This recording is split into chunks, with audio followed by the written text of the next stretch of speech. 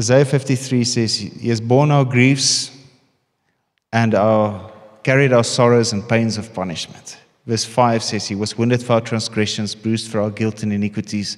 The chastisement of our peace and well-being was upon Him, and with the stripes that wounded Him, we are healed and made whole. All right, so that's the crucifixion of Jesus Christ. Because of the sacrifice of Jesus Christ, of His flesh, body, and blood, we have been made holy, says Hebrews chapter 10, verse 10. Because of that, we have been healed. Because of that, our sins are completely forgiven. And when we believe this message of what Jesus did on the cross, there's something that happens to us and we become born again. So 1 Peter chapter 1, I'm not done in Isaiah 53, but just keep your finger there. So, but 1 Peter chapter 1 says,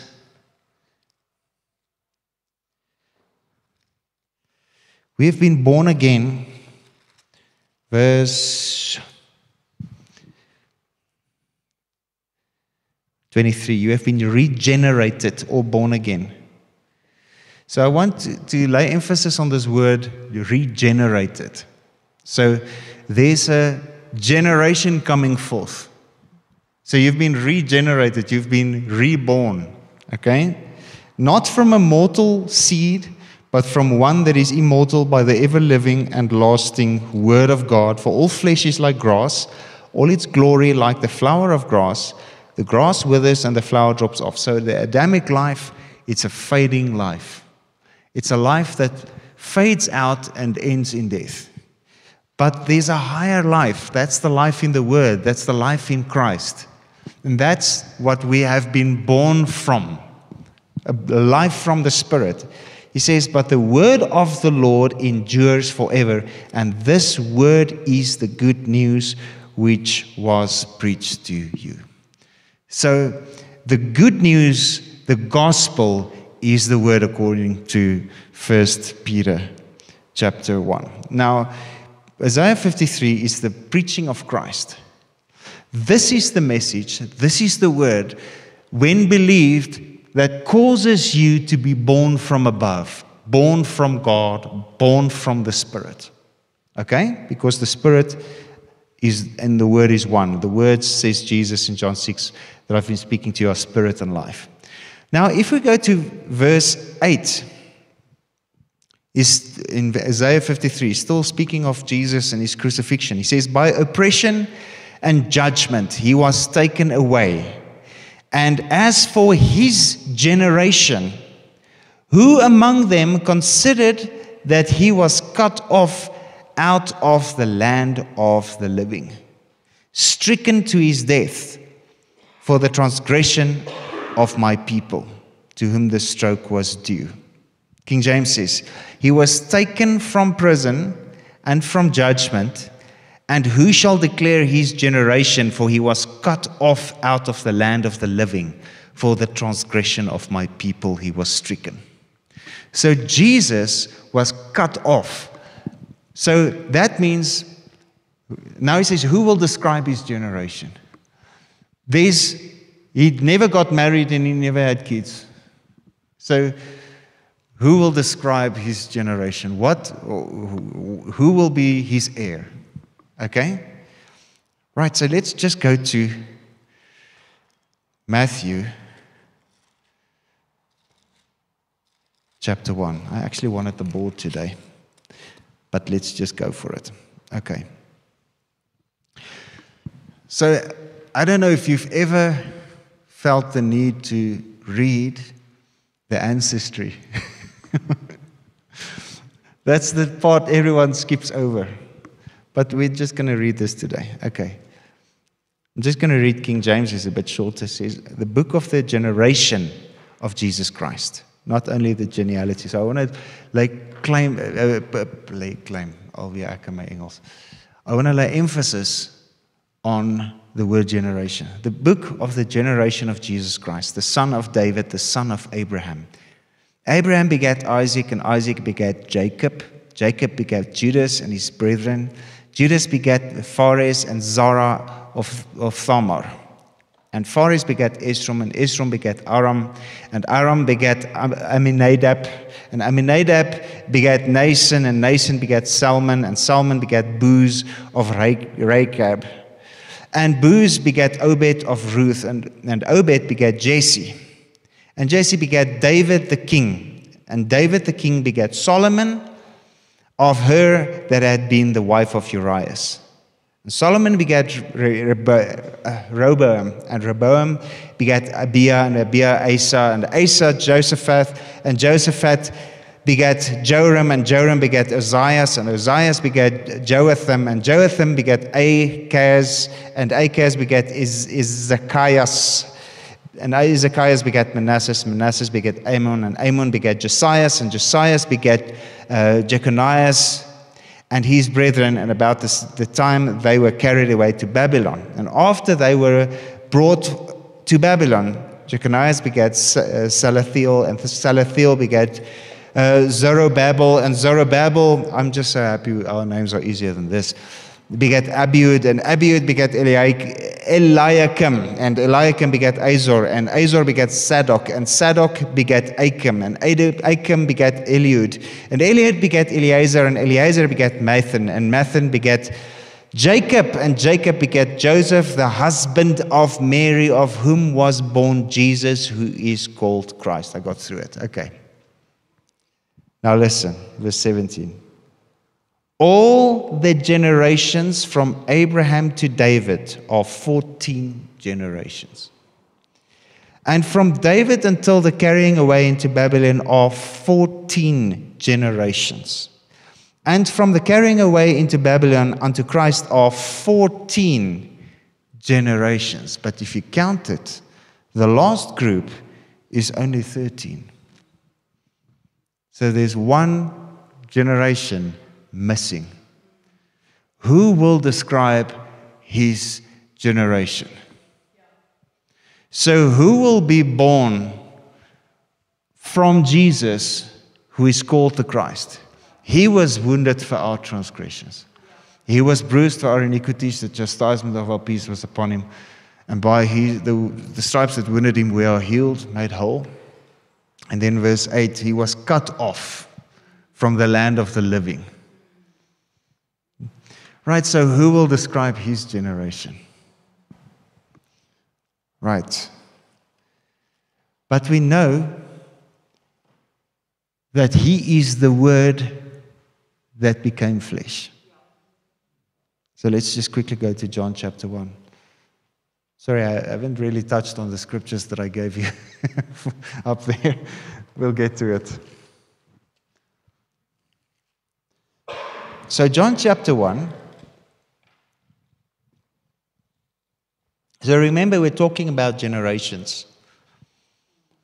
Verse 11, he says, he came to that which belonged to him, to his own, his domain, his creation, his things, his world. And they who were his own did not receive him, did not welcome him.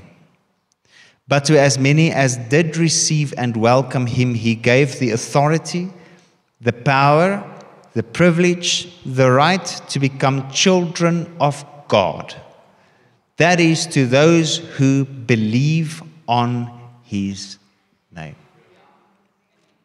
Verse 12 in the King James.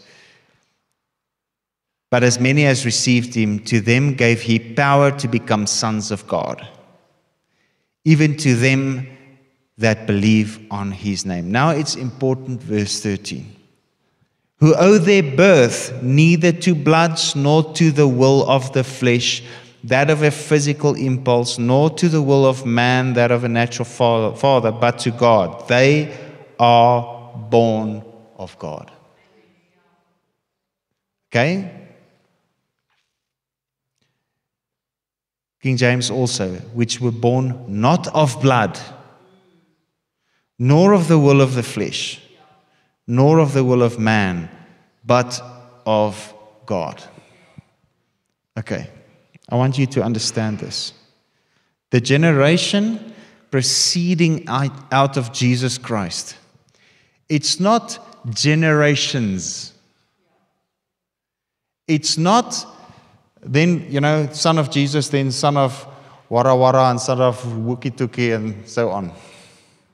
Or whatever names you can make up. God doesn't have grandchildren. He has children. So, when you receive the Word of God into your heart, that seed of 1 Peter chapter 1 enters into you. And you are born from immortal seed, incorruptible seed, from the ever-living Word of God. Okay? So, it is not a birth from a bloodline. How many times have you heard it preached or in songs, His blood flows through my vein? No. His blood washed you clean, and His blood is a sacrifice that is forever on the mercy seat that shall avail for all time. His blood is not in your veins, His blood is on the sacrifice, or on the mercy seat, sacrificed for your sin. So by His blood you are washed clean. Okay? I'm in the bloodline of Christ. I'm no longer in the bloodline of my parents. No, you're not born of blood. Okay? So this generation that he's speaking of is not a bloodline. So if we take any genealogy, any register of generations, and people want to go look at what runs in this family, and what runs in this family, and what runs in this family, then they maybe look at sicknesses. Maybe they look at, certain character flaws that run. Maybe, someone, there's like this kind of psychological thing, and you want to trace it. But when you got born again, the first thing that happened to you is you died. You were buried last week we spoke about baptism, okay? So if you were not here, go on the YouTube and watch it, okay? So you were buried. Adam, the natural, the bloodline, that birth, died and was buried in the water of baptism. And then you were regenerated. You were born again. Regenerated, reborn, recreated. And that which came out of the water is not born from so and so and so and so and so, but born from God. God doesn't have cancer in His bloodline because God doesn't have a bloodline. He doesn't have some issue in His bloodline because He doesn't have a bloodline. And if you're born of God, you are born of the Spirit and then regenerated into a new creation identity that does not have a bloodline. You are just born from above, born from the Spirit, born from the Word. I think Psalm 102, verse 11. My days are like an evening shadow that stretches out and declines with the sun, and I'm withered like grass. So he's talking about the Adam life. But you, O Lord, are enthroned forever, and the fame of your name endures to all generations. So what did he say? When we believe in His name, what does He do? He gives us the power to become sons of God or children of God to those who believe on His name. Okay, so he says, verse 13, you will arise and have mercy and loving kindness for Zion. For it is time to have pity and compassion for her. Yes, the set time has come, the moment designated. So there was a fullness of time when Jesus Christ was born. He demonstrated the Father. He was crucified as an offering for sin. He finished the old. He completely satisfied all the demands of the law. He was raised from the dead. He established the new. He poured out His Spirit. He was taken up in glory. Okay? So, the set time has come. So it's now prophesying about a specific time that will come. Verse 14, for your servants take melancholy pleasure in the stones of her ruins and show pity for her dust. Talking about Jerusalem. So the nations shall flee and worshipfully revere the name of the Lord, and all the kings of the earth your glory. When the Lord builds up Zion, He will appear in His glory. Now, we've touched on this so many times, but the church is Zion.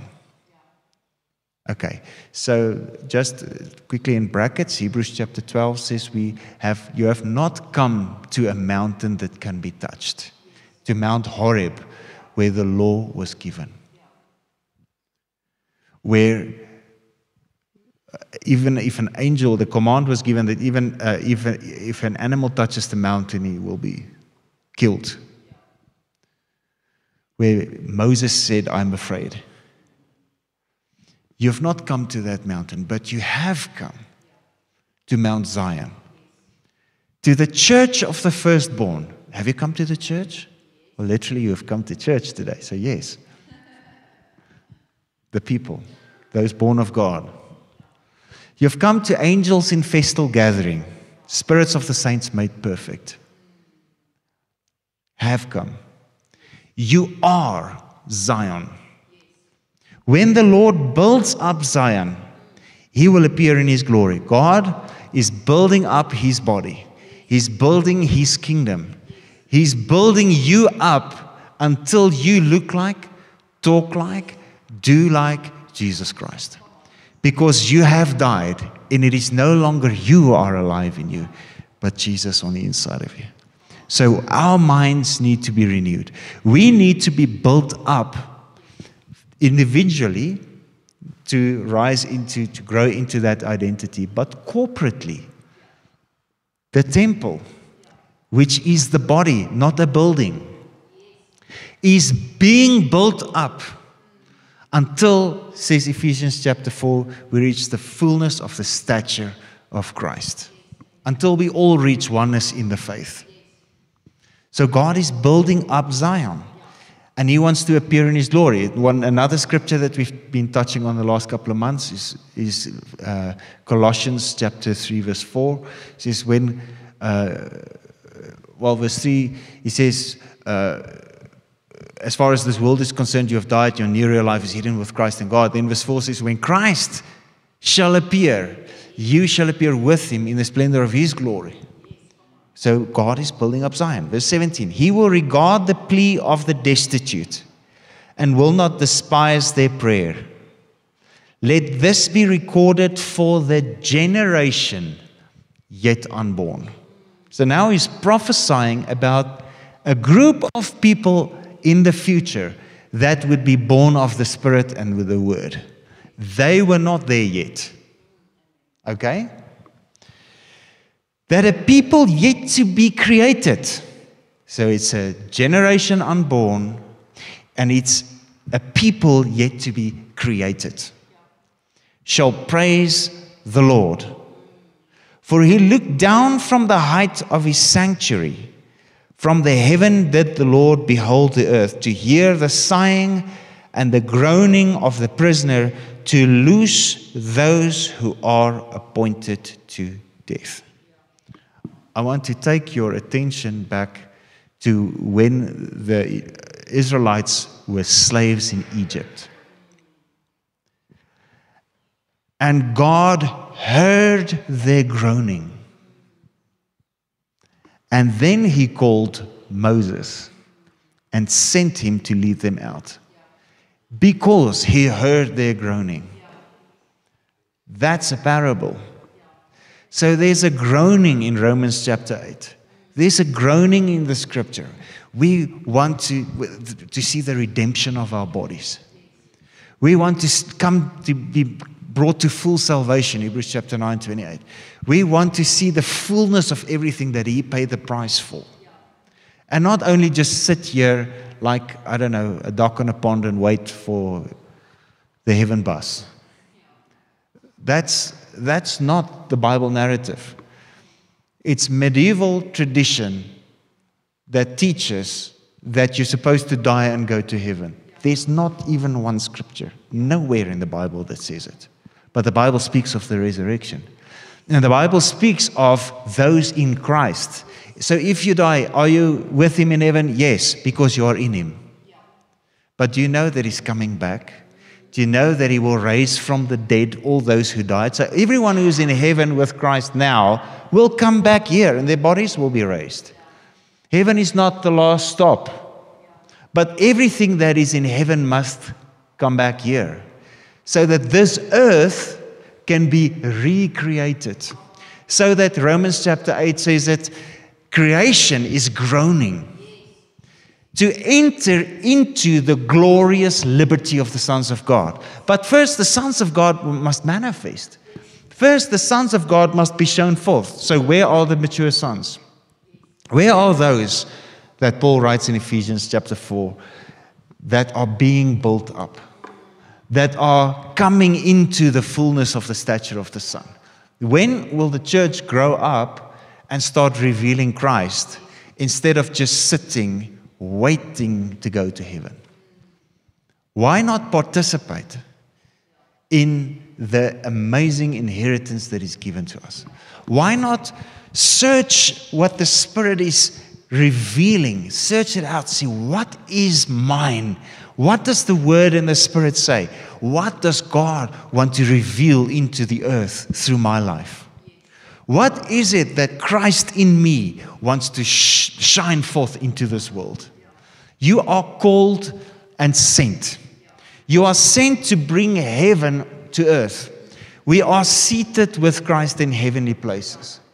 You are not sent to sit and wait so that you can one day go. You are born again. You are regenerated. You are one with Christ. You are seated with Him in heavenly places. And from your position in Him, you live from a new perspective.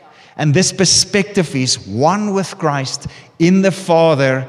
And from there, we rule over the earth. Romans chapter 5 verse 17, those who receive the abundance of grace and the free gift of righteousness will reign as kings in life. So when will we see the kingdom? Well, when will people start living by faith? When will you be more comfortable with the unseen as with the seen? When will you start abiding in the unseen so that what is in the unseen can start being seen in your life and around you? We are called to bring that which is in heaven to earth, not to go from this earth to heaven. You know, like I've said so many times, our Father who is in heaven, hallowed be your name, your kingdom come. Your will be done in earth as it is in heaven. So how do you know what the will of God is if your attention is only on earth? Is it not the Holy Spirit that's revealing to us? 1 Corinthians chapter 2, everything that is in the thoughts and the purposes of God, the mind of Christ. Have you not received the Holy Spirit? So when will we start paying attention to the thoughts of the Holy Spirit, to the intentions of the Holy Spirit? So I just think because of church tradition, we have kind of compartmentalized the working of the Holy Spirit as like a Boy Scout badge. Got it? Got my badge. Okay, I've got the Holy Spirit. Can you pray in tongues? Yes, check. Do you pray in tongues? When last have you prayed in tongues? No, but you know. But why don't you just let the Spirit pray through you and let mysteries come forth? And so that you can start seeing in the unseen and start living from that place towards this place. So that, verse 21, men may declare the name of the Lord in Zion and His praise in Jerusalem. See the purpose of praising Him. When peoples are gathered together in the kingdoms to worship and serve the Lord, He has afflicted and weakened my strength, humbling and bringing me low with sorrow in the way. He has shortened my days. I said, oh my God, take me not away in the midst of my days, you whose years continue throughout all generations. At the beginning you existed and laid the foundations of the earth. The heavens are the work of your hands. They shall perish, but you remain, endure. Yes, all of them that shall wear out and become old like a garment, like clothing. You shall change them, and they shall be changed and pass away. But you remain the same. Okay. The heavens and the earth, if you read 2 Peter 3, speaking of the temple, because the temple is where heaven and earth come together. We've been speaking about that. Okay. So 2 Peter chapter 3. He says it will be rolled up like a blanket. He's not saying the earth will be destroyed. He says the temple will be destroyed. Okay. All right. So there's a time and a place. There's an age that had to end at the fullness of time. When Jesus Christ was born, He revealed the Father and He ended the demands. According to Daniel chapter 9, He finished the oblations and sacrifices by bringing the last sacrifice of Himself. Completely finishing all of it. There will never be a rebuilt temple. There will never be animal sacrifices in a temple in Jerusalem again. You are now the temple. You are now where heaven and earth meets, where God dwells. Okay? So what are the sacrifices? Romans chapter 10. You bring spiritual sacrifices. How? By surrendering and yielding your body to His will. Your thoughts, your will, everything you surrender to Him. Why? Because you are born from above. It is no longer Adam alive in your flesh body, but Christ is alive. You are part of a new generation. You are part of a new group of people, born from the Spirit, born from God. Right, Psalm 118 verse 14. The Lord is my strength and song, and He has become my salvation. The voice of rejoicing and salvation is in the tents, private dwellings of the righteous. The right hand of the Lord does valiantly and achieves strength. The right hand of the Lord is exalted. The right hand of the Lord does valiantly and achieves strength. I shall not die but live, and shall declare the works and recount the illustrious acts of the Lord. The Lord has chastened me sorely. Do you see there in the previous scripture, Psalm 102 also, he always brings it back to the suffering of Christ, the chastening of Christ. Okay, He has not handed me over to death. Open to me the temple gates of righteousness. I will enter in through them, and I will confess and praise the name of the Lord. This is the gate of the Lord. The uncompromisingly righteous shall enter in through that. Jesus is the door. Okay? I will confess and praise and give thanks to you, for you have heard and answered me, and you have become my salvation and deliverer. The stone which the builders rejected has become the chief cornerstone. This is from the Lord, and is His doing. It is marvelous in our eyes. This is the day which the Lord has brought about. We will rejoice and be glad in it. Save now, we beseech you, O Lord. Send now prosperity, O Lord, we beseech you, and give to us success. All right. So Jesus was the one who was cut off, but He was raised from the dead. He was not given over to death. Now listen. Open the gates of righteousness. Jesus' body was crucified. He opened the way, fresh new living way, through the power of His blood, through the separating curtain, which is His flesh. Hebrews chapter 10, verse 19 and 20. The gates are open. Okay. Right? I will confess and praise the name. Now He says, the stone which the builders rejected has become the chief cornerstone. Okay. 1 Peter chapter 2.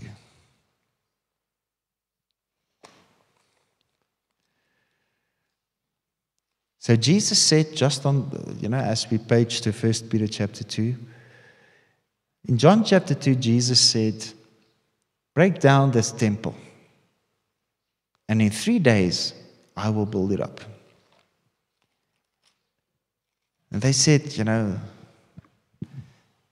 they took 50 years to build this thing. How are you gonna rebuild it? But he was talking about his body. Right. So Jesus prophesied it also. If you read Matthew 23 to 25, it's not about one day when he comes again. It's about the destruction and the end of the Jewish system of the day and the destruction of Jerusalem and the temple in 70 AD. And all of that is fulfilled. Okay, so if you read from Matthew 23 all the way through, you need to get your time right. There was a fullness of time. There was a specific time for those things to happen. He had to take away the old to establish the new. There was a time that was taken away and a new time that was given.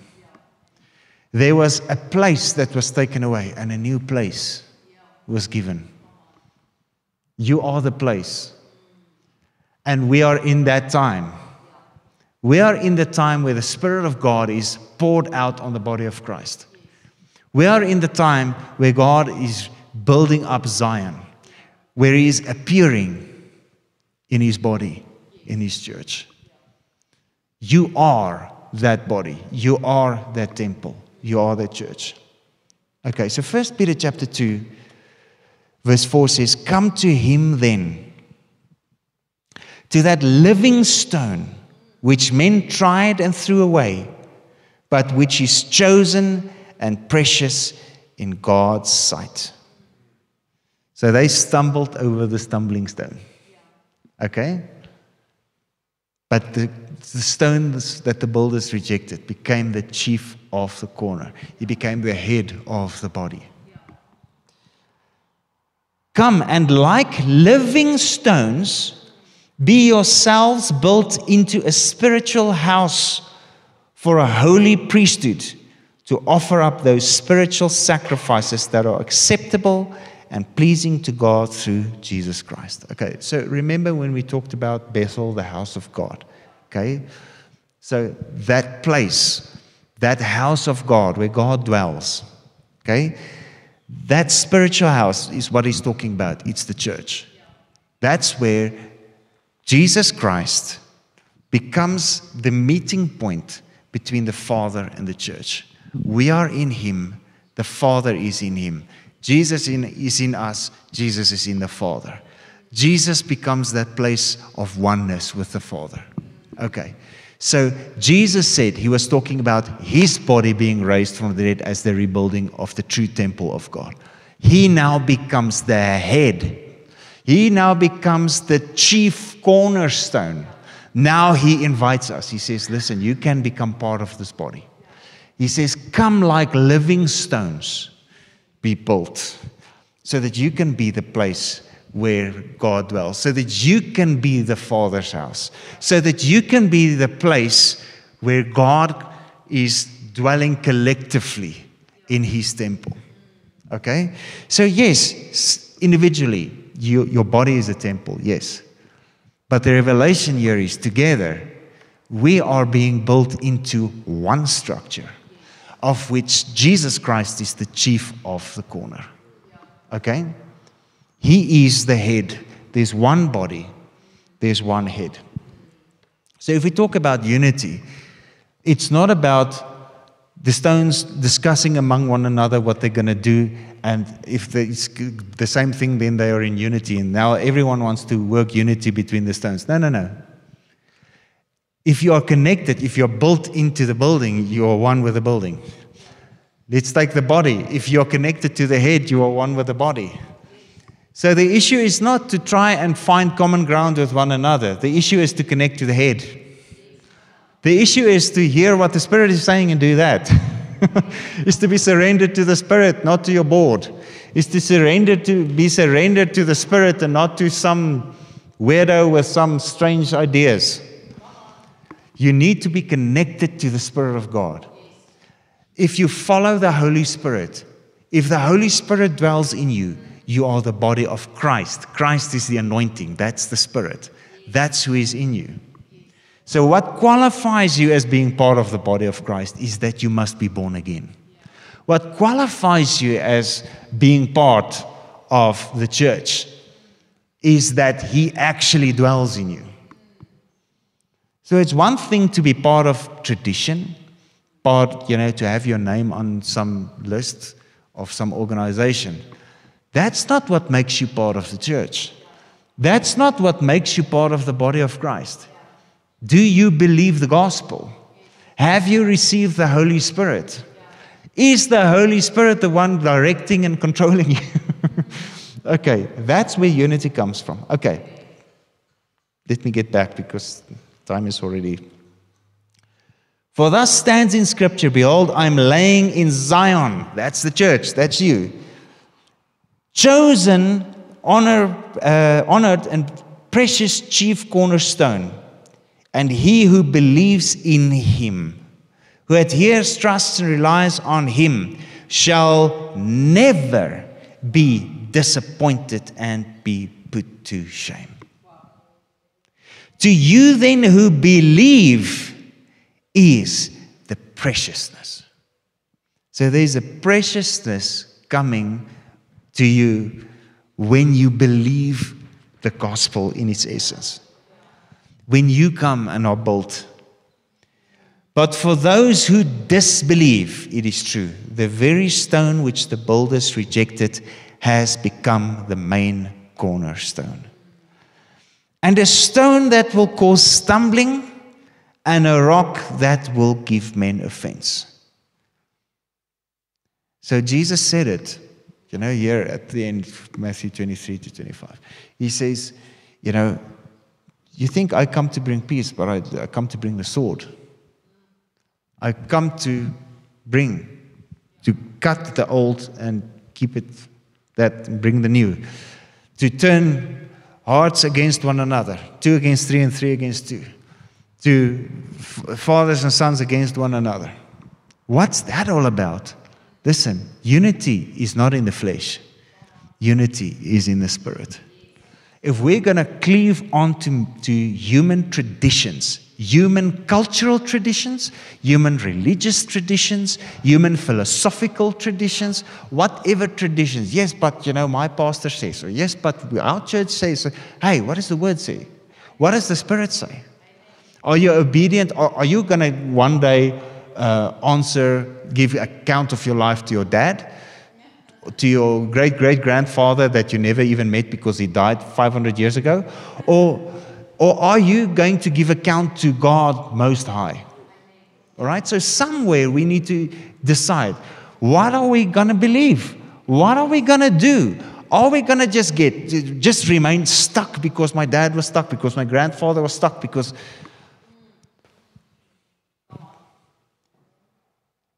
It will cause offense.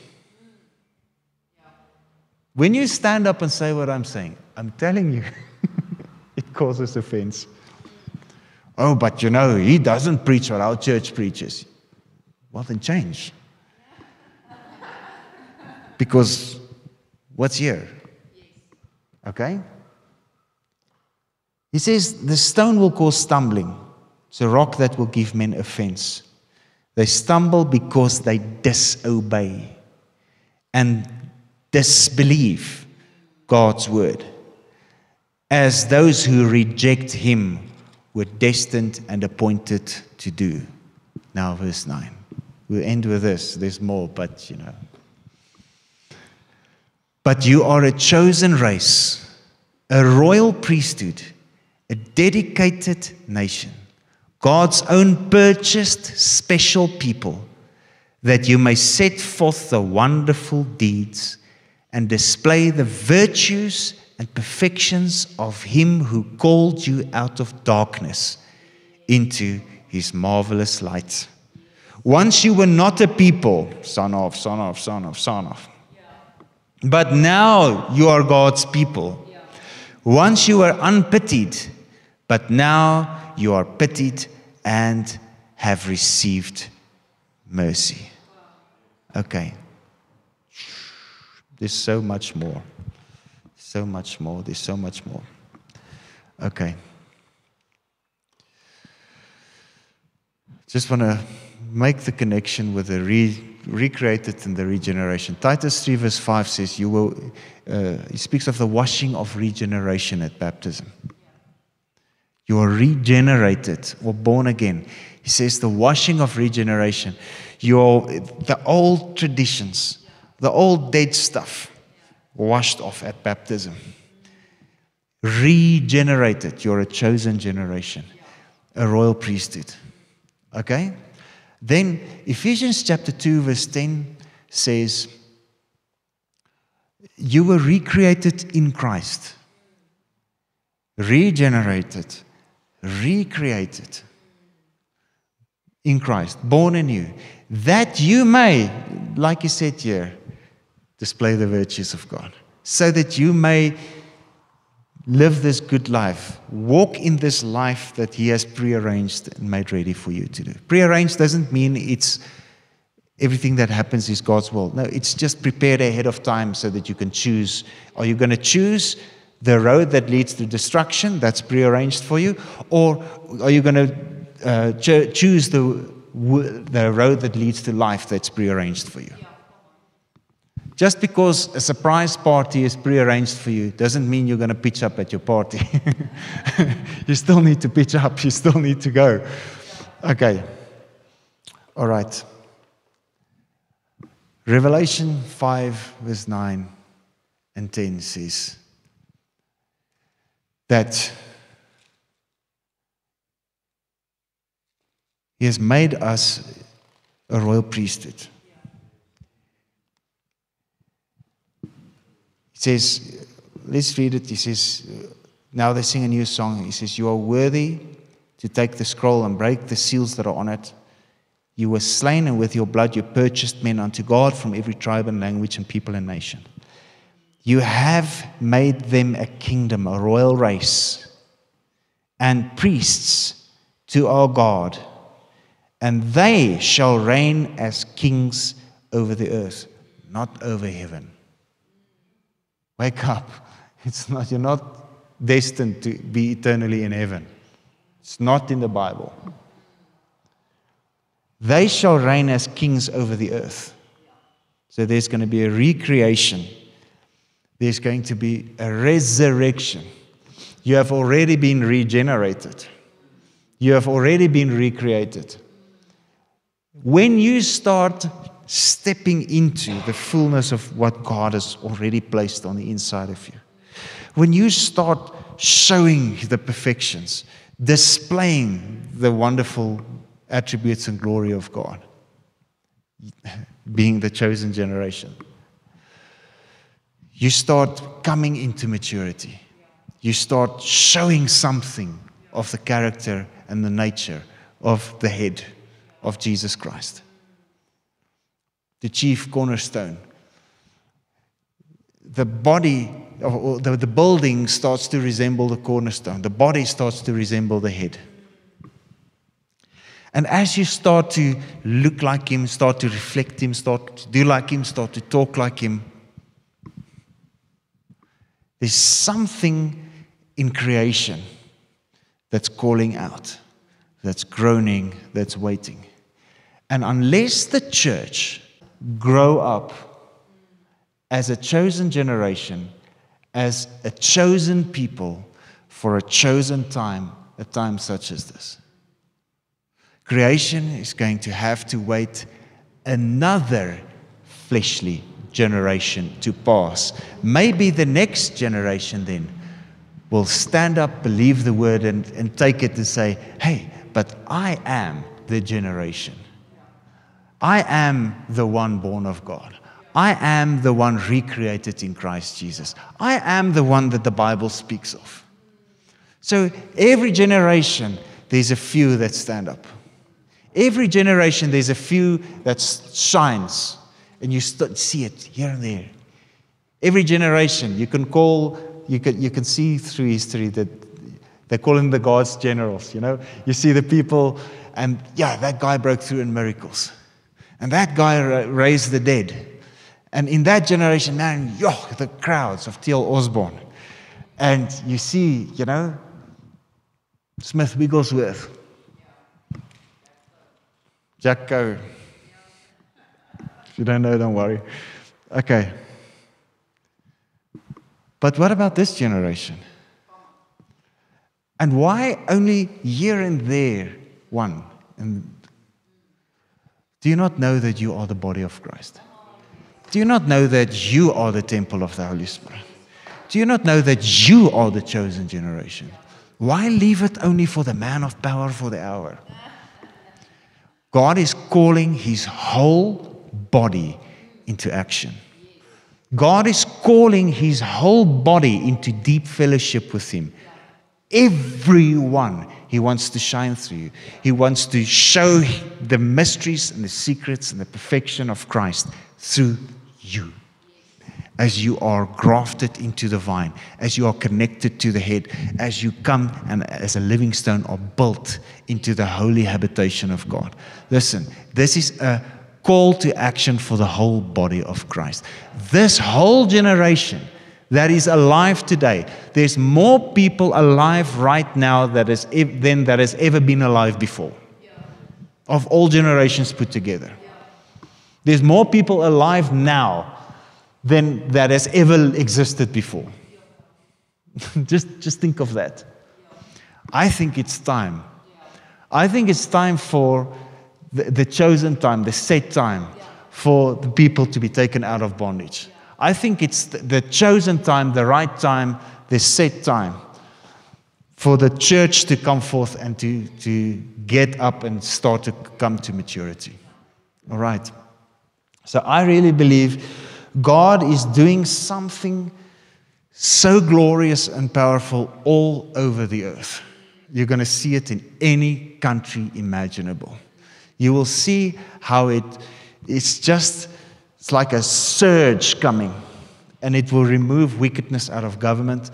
It will remove just evil out of famous places. And God is going to build up His body. And His body in this generation will declare and show forth the praises of God like no other generation before. So in Jesus' name, let's just pay attention. Let's surrender to the Holy Spirit. Let's press in. What is He saying? What is the Holy Spirit inviting us into, drawing us into? It's time really to pay attention and to come closer to the Spirit of God. In Jesus' name. If you've ever seen anyone do anything for Christ, you can do it. And more. And I'm including Jesus in that. Whatever Jesus did, you can do it. Whatever you see Him do in Scripture, it's yours also, if you believe in Him. Jesus, thank you. Thank you that you are the head of the body. Thank you that you dwell in us. Thank you that you're building up Zion. Thank you that you dwell in your body, in your church, in your temple. I pray that every person will be strengthened. I pray that every person will come and be built like living stones into this holy habitation. I pray that the church of the Lord Jesus Christ will grow into maturity like no other generation. Let us be the spiritual generation, be part of all those born of Christ and setting forth the goodness and the mercies of God into this earth. In Jesus' name. Let us shine with your glory. In Jesus' name. Amen. Amen.